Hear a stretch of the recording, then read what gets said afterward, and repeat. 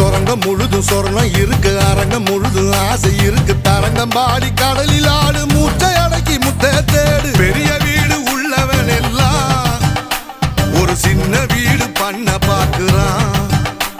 ஏசர கடிச்சு சாஞ்சு நிக்கிறான். ஓ சம்பள